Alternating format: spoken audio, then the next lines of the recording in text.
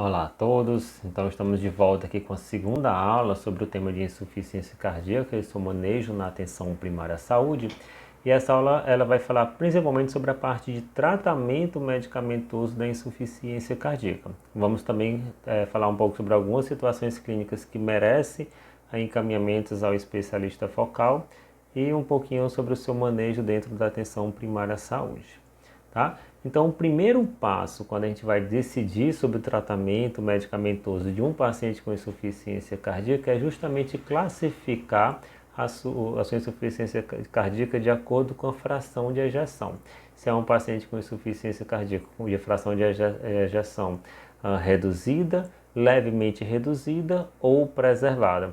Porque o tratamento ele vai mudar, ele pode mudar de acordo com a sua classificação. Então vamos iniciar essa aula falando sobre o tratamento medicamentoso do paciente com insuficiência cardíaca de fração de ejeção reduzida.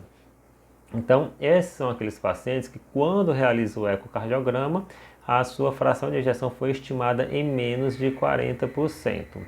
Então, nesses pacientes, existe já fortes evidências de que um tratamento medicamentoso, quando feito com drogas corretas, ele sim é capaz de modificar a evolução daquela doença, reduzindo a sua mortalidade, reduzindo a necessidade de internamento hospitalar, diminuindo os sintomas e melhorando a qualidade de vida desse paciente, trazendo uma melhor capacidade funcional desse paciente.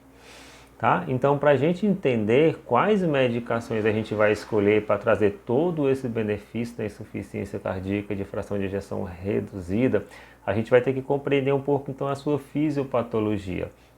Então, depois que esse coração do paciente ele sofre alguma agressão, ele vai acionar alguns sistemas para compensar a sua função cardíaca. Então, ele vai começar a acionar o sistema renina, angiotensina, aldosterona e vai começar a acionar também o sistema nervoso simpático. E aí, num primeiro momento, a ativação desses dois sistemas ele é bastante benéfico, porque ele consegue fazer com que o coração ele consiga manter a sua capacidade funcional. Porém, quando esses sistemas eles são ativos durante longo período, ele começa a levar a um processo de remodelamento cardíaco. E esse remodelamento cardíaco a longo prazo começa a ter diminuição da sua capacidade funcional. E aí o coração começa a entrar realmente num processo de insuficiência cardíaca. Então, para que a gente proteja esse coração, para que ele não sofra essa remodelação cardíaca, a gente vai ter então que utilizar medicamentos que bloqueiem esses dois sistemas, né?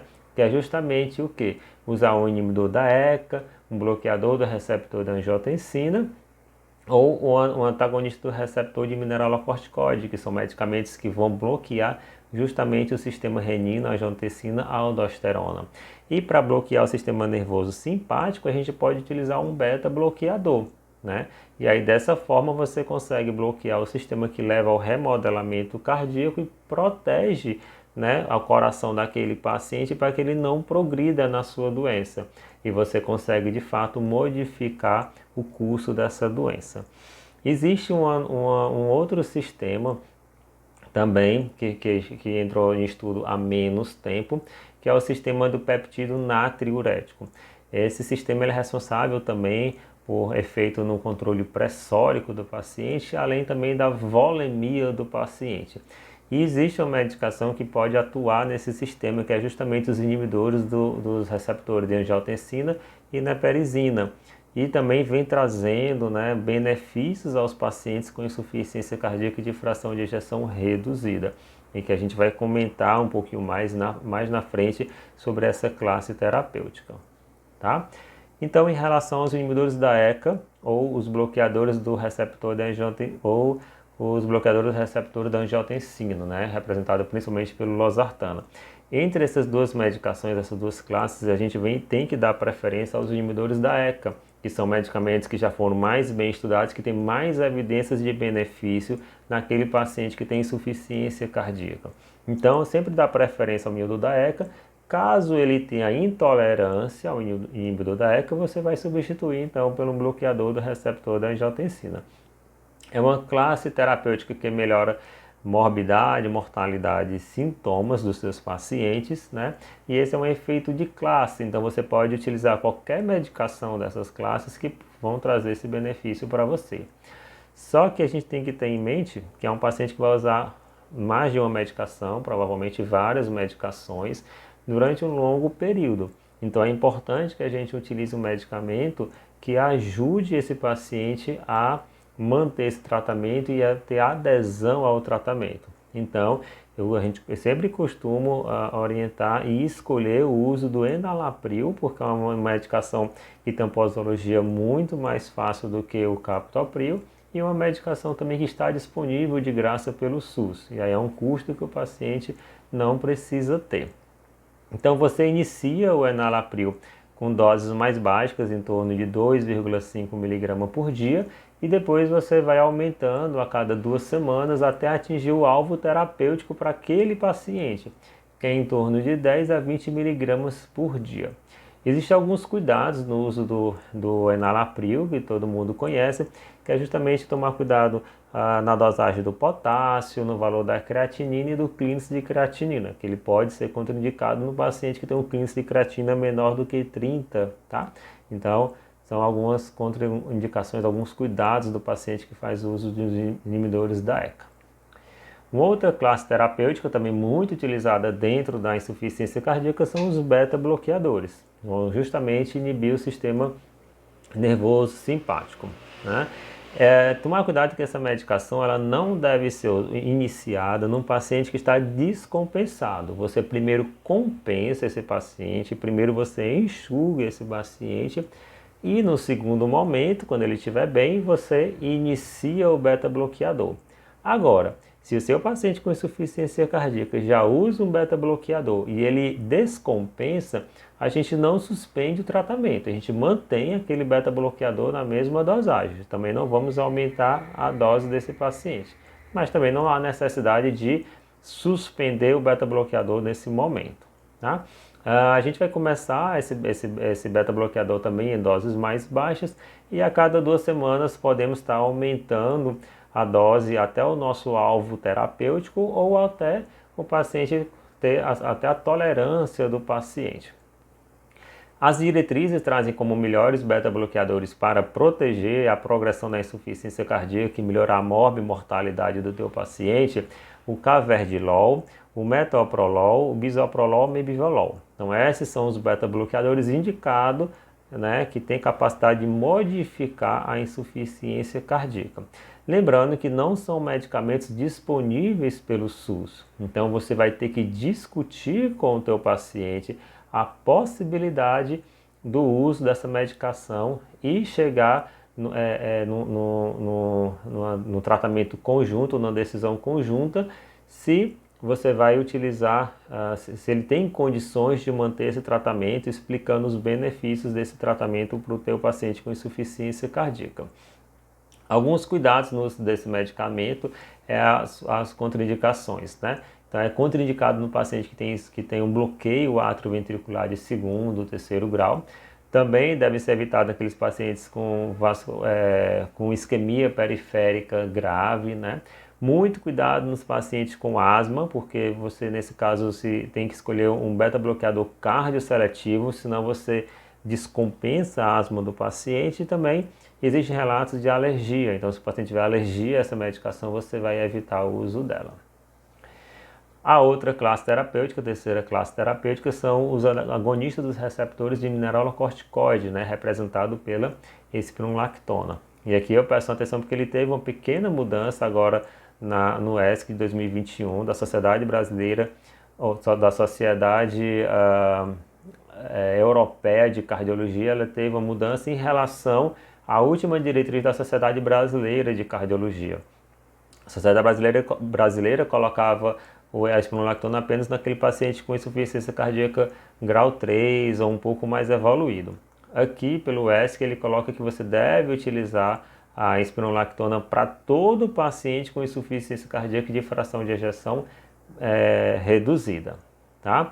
Então você vai também introduzir de dose baixas, mas vai fazer um aumento dessa dose depois de 4 a 8 semanas. Então a gente começa com 25 miligramas, de 4 a 8 semanas, se estiver tudo bem com o paciente, você passa para 50 miligramas dia.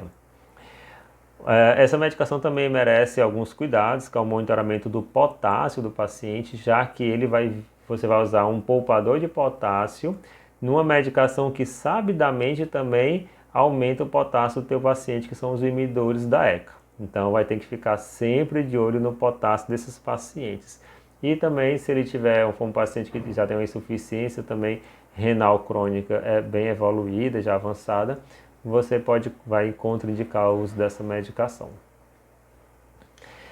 E essa classe terapêutica nova que está surgindo, com bastante evidências bem positivas no uso no paciente com insuficiência cardíaca, são os inibidores do receptor da angiotensina neperizina, né? Representada pelo sacubitril e o valsartana.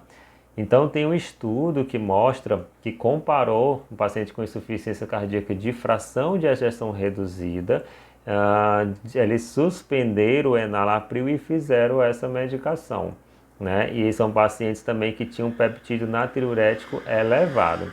E o que foi que eles encontraram no acompanhamento desses pacientes? Que quando você fez a troca do enalapril por essa medicação, teve uma redução na hospitalização dos pacientes, na mortalidade por causa do cardiovascular e também na mortalidade por todas as causas. Ou seja, alguma evidência de que essa medicação é até melhor do que o enalapril, né, no tratamento da insuficiência cardíaca de fração de ejeção reduzida. E como é que eu prescreveria essa medicação, né? Também começar com dose baixa e a cada 2 semanas ir aumentando a dose da medicação. E sempre estar monitorando, quando você faz uso dessa medicação, os níveis de ureia, creatinina e também de potássio. Que já vem usando o enalapril em doses plenas, em doses otimizadas, e mesmo assim continua sintomático. Nesse caso, você pode fazer a troca dessa medicação. Ou, quando você acabou de diagnosticar o seu paciente com insuficiência cardíaca, e no planejamento comum ele optou por essa medicação no lugar do enalapril. Então ela pode sim ser indicada como droga de primeira escolha, né, no lugar do enalapril, junto com as demais, junto com beta-bloqueador, junto com a espironolactona. Tá? Outra classe também medicamentosa que há pouco tempo está entrando, né, no rol do tratamento da insuficiência cardíaca é justamente os inibidores do cotransporte de sódio-glicose, tá bom? Entre elas a dapaglifosina e a empaglifosina. Então mostrou-se que elas foram capazes de reduzir o risco de morte cardiovascular e também reduzir a progressão da insuficiência cardíaca. Então ele estaria recomendado para todos os pacientes com insuficiência cardíaca de fração de ejeção reduzida, né, associada à terapia tripla que eu já citei, tá bom? E essa medicação ela não é para ser prescrita apenas para aqueles pacientes que têm diabéticos, já que é uma medicação antidiabética, né? Mas não, mesmo que o paciente não tenha diabetes, ele pode sim estar usando essa medicação no caso da insuficiência cardíaca de fração de ejeção reduzida, tá? Então é justamente o trabalho defendendo o uso dessa medicação que ele investigou o uso da dapaglifosina em conjunto com a terapia otimizada, a terapia tripla otimizada, né? E aí percebeu-se o quê? Que teve uma redução de 26% do agravamento da insuficiência cardíaca e da mortalidade por cardiovascular quando a dapaglifosina foi associada à terapia tripla, né? E também teve redução na mortalidade geral, tá? Então a indicação para pacientes com insuficiência cardíaca de fração de ejeção reduzida, em conjunto com o inibidor da ECA ou o inibidor do receptor da angiotensina neperizina, tá bom? Mais um beta-bloqueador, mais um antagonista do receptor de mineralocorticoide, que seria a espironolactona, independente da presença ou não de diabetes. Então, a dapaglifosina e o estudo de baixo também demonstra que esses mesmos benefícios foram também encontrados pela empaglifosina. Tá? Já os diuréticos é uma classe terapêutica que ele não vai ter uma atuação na parte de melhorar prognóstico, né, ou melhorar também mortalidade dos pacientes. Ele é considerado uma medicação mais sintomática do paciente com insuficiência cardíaca, mas muito importante, né, que a gente utiliza muito esse tipo de medicamento porque ele vai melhorar a sintomatologia do teu paciente, né? Então, quando você vai utilizar os diuréticos naqueles pacientes que têm evidência de retenção hídrica, né? Ou seja, que diminui a congestão, eles são medicamentos que vai diminuir a congestão e aliviar os sintomas do teu paciente. E quando o paciente entra num estado de euvolemia, né? Você pode, não estar mais congesto, você pode diminuir a dose ou até suspender essa medicação, tá? Então, a medicação mais utilizada é a furosemida, um diurético de alça, e a dose vai variar entre 20 a 240 miligramas. Você também pode fazer uma associação do tiazídico, tá? Para esses seus pacientes, quando você está percebendo que a furosemida, apesar de doses elevadas, ela não está sendo suficiente. E aí você faz um duplo bloqueio em lugares diferentes do rim, né, para garantir uma melhor diurese. Então a associação de furosemida com o tiazídico, ele vai trazer sim um benefício, vai trazer um sinergismo, mas nesses casos que são mais resistentes ao uso isolado da furosemida. Outra coisa que a gente pode estar fazendo pelo nosso paciente é orientar ele, né, de perceber sinais e sintomas de descompensação cardíaca, né, e está sempre medindo o peso de forma sistemática, anotando, e perceber se piorou na dispneia, começou a ter edema de membros inferiores, começou a ganhar peso, né, refletindo retenção hídrica, dele mesmo, do próprio paciente, ele já fazer o manejo e aumentar a dose do diurético, não esperar vir até a gente, não esperar descompensar mais. Mas você dá um certo grau de autonomia para o teu paciente que ele possa ele mesmo manejar essa dose para mais ou para menos, até um nível ali que seja, né, uma posologia que seja seguro para o teu paciente. Então isso também pode ser feito e até recomendado pela última diretriz agora de 2021 da Sociedade Europeia de Cardiologia, tá? E aqui eu estou trazendo algumas tabelas, né, com a dose inicial e com a dose alvo das medicações. Então, não precisa decorar todas, mas decorar daquelas medicações que de fato você vai fazer uso para o teu paciente que apresenta a insuficiência cardíaca. Então, tem todas as classes aqui, tá bom? Então, vamos seguir em frente. Então, resumindo, como é que é o manejo do paciente com insuficiência cardíaca com fração de ejeção reduzida? Eu vou tentar fazer, né, 4 classes de medicamentos para esse paciente. A associação de 4 medicamentos para esse paciente. Entre eles, um inibidor da ECA ou um inibidor do receptor da angiotensina neperizina, né, associado a um beta-bloqueador, associado a um antagonista do receptor de mineralocorticoide e, se possível, associado também ao inibidor do SGLT2, tá certo? Então, esse é o tratamento que vai mudar prognóstico e vai diminuir mortalidade do teu paciente com insuficiência cardíaca. Quando o paciente tem descompensação clínica e está sintomático, também você vai fazer uso dos diuréticos para enxugar o teu paciente e deixar ele em euvolemia. E aí você pode tentar diminuir ou até suspender então a dose do diurético. Os demais medicamentos você vai sempre manter e sempre tentar encontrar a dose otimizada, né? Ou aquela dose máxima suportada pelo teu paciente. Eu trouxe também esse fluxograma para mostrar como é que a gente pode fazer o acompanhamento da insuficiência cardíaca dentro da atenção primária. É um fluxograma da Sociedade de Cardiologia do Estado do Rio de Janeiro, do ano de 2019.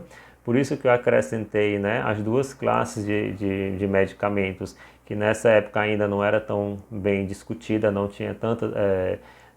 não estava posta ainda nas diretrizes, então acrescentei nesse fluxograma, mas eu trouxe ele para mostrar que quando você faz um tratamento, que você otimiza o tratamento do paciente e na tua reavaliação de 3 meses ou 6 meses, você vai classificar, fazer a classificação funcional do teu paciente. Se o paciente está classe funcional 1, você vai manter esse tratamento e pedir um retorno daqui a 3 a 6 meses, a depender do teu paciente. Se ele está na classe funcional 2 ou 3, é um paciente que está um pouco descompensado. Será que eu consigo otimizar esse tratamento? Será que ele precisa, está fazendo congestão e precisa aumentar a dose do diurético? Então você pode fazer esse ajuste terapêutico e pedir um retorno mais precoce, né, com algumas semanas até um mês, tá? Se não, se o paciente já está bem otimizado, se o paciente não está com gesto, você pode então tentar fazer um ecocardiograma para saber o motivo, né? Se aconteceu algo de novo no coração desse paciente que está deixando ele sintomático nesse momento. Aqueles pacientes bastante sintomáticos, grau 4, então assim, com dispneia ao repouso, aí seria interessante uma avaliação do cardiologista para ele fazer então alguma intervenção necessária, que seria especialista focal. Tá? Então encerramos por aqui o tratamento da insuficiência cardíaca de fração de ejeção reduzida. Agora a gente vai começar a falar um pouco sobre o tratamento naquele paciente que tem a fração de ejeção levemente reduzida, que são justamente aqueles pacientes que fazem um ecocardiograma e percebem a fração de ejeção em torno de 41 a 49%. E nesses pacientes não tem nenhum estudo, né, assim, substancial realizado com esses pacientes, né, com fração de ejeção levemente reduzida. Então as recomendações baseadas em evidências fortes, elas não podem ser realizadas, porque a gente não tem estudo para essa população. Porém, percebe-se que é uma população que se parece muito, tem muita semelhança com os pacientes com insuficiência cardíaca de fração de ejeção reduzida. E por esse motivo, a gente vai manter a mesma estratégia, vai fazer o bloqueio do sistema renina, angiotensina, aldosterona e do sistema nervoso simpático. Então a gente vai utilizar um inibidor da ECA, vai utilizar o bloqueador do receptor da angiotensina, vai utilizar um inibidor do receptor da angiotensina na perisina, vai utilizar também um antagonista do receptor de mineralocorticoide e o beta-bloqueador, que são as medicações que vão melhorar a morbimortalidade do teu paciente, tá? E se for preciso, se o paciente tiver congesto, vai utilizar a furosemida, o tiazídico como diurético para o teu paciente. Lembrando que eu não falei nesse momento de dapaglifosina ou de empaglifosina, porque essas medicações elas só foram aprovadas para uso no paciente com fração de ejeção reduzida. Então, nesse caso, que é apenas fração de ejeção levemente reduzida, ela não tem indicação clínica nesse momento, até esse momento. Tá? E aqui são as recomendações da sociedade, do último consenso sobre o tratamento da insuficiência cardíaca levemente reduzida, como eu já falei para vocês. E sobre o paciente com insuficiência cardíaca com fração de ejeção preservada, né? Ou seja, são aqueles que fizeram o ecocardiograma e a fração de ejeção ficou igual ou maior a 50%. Então, nesses pacientes, até o momento também não existe nenhum estudo de forma assim convincente, né? Que traga assim, alguma medicação que traga realmente benefício em diminuir a morbimortalidade desses pacientes. Então, como é que a gente vai fazer o manejo desse tratamento, no tratamento desse paciente? É justamente perceber os sintomas, perceber se ele está congesto e aí indicar o uso de diurético nesse momento, furosemida, hidroclorotiazida para os pacientes congestos e melhorar a sintomatologia desse paciente. Como a gente não tem nesse tipo de paciente com fração de ejeção preservada, medicamento que modifique a sua doença, a gente vai fazer o tratamento baseado na doença que levou ele a desenvolver a insuficiência cardíaca. Ou seja, é um paciente com hipertensão arterial sistêmica descompensada, que ele não conseguiu compensar e que evoluiu para uma insuficiência cardíaca, então a gente vai fazer o tratamento focado no controle do nível pressórico. É um paciente que apresentou um infarto agudo do miocárdio, a gente vai fazer então um tratamento focado no tratamento otimizado do infarto agudo do miocárdio ou na fibrilação atrial, se for o caso. Então, o planejamento do tratamento do paciente é focado nas patologias que fizeram com que ele evoluísse para insuficiência cardíaca, tá? Ok? Então, como a gente vai fazer o segmento clínico desses nossos pacientes? Dentro da atenção primária à saúde, naqueles pacientes que você fez algum ajuste terapêutico, estava um pouco descompensado, você vai pedir para reavaliar esse paciente, né, a cada 1 ou 3 meses. Naqueles pacientes mais descompensados, se você julgar que clinicamente que vale a pena fazer uma avaliação mais precoce, você pode marcar com 1 ou 2 semanas a reavaliação do teu paciente. Se é um paciente que está estável, que você não fez modificação terapêutica do paciente, está assintomático, né, classe funcional 1, então você pode estar marcando o retorno para esses pacientes a cada 6 meses, tá? E o que é que eu vou fazer nesse retorno? É a avaliação clínica e funcional do meu paciente. Né? Como é que é feita essa avaliação? Vou primeiro perguntar sobre os sintomas e classificar o paciente na classificação funcional, né, da insuficiência cardíaca, NIRA, né? 1, 2, 3 ou 4. Onde é que esse paciente se encontra? E aí fazer uma otimização de tratamento, prescrever um diurético se for necessário. Eu vou ter que ter um monitoramento da pressão arterial desse paciente. Ele ainda está com pressão elevada? Ou ele também está fazendo hipotensão devido ao tratamento que eu estou prescrevendo para ele. Então eu tenho que ter essas duas percepções e tem que estar mantendo a pressão boa, nem elevada e nem baixa demais, que também é prejudicial. A gente vai usar beta-bloqueador nesse paciente. Então, como que está a frequência cardíaca desse paciente, né? Não podemos também fazer bradiarritmia nesse paciente. Se fizer isso, você pode aumentar o risco de queda, né, da tontura nesse paciente, né? E um ataque cardíaco também pode ser indicativo de uma descompensação cardíaca. E aí a gente vai ter, então, que fazer uma otimização do tratamento dele.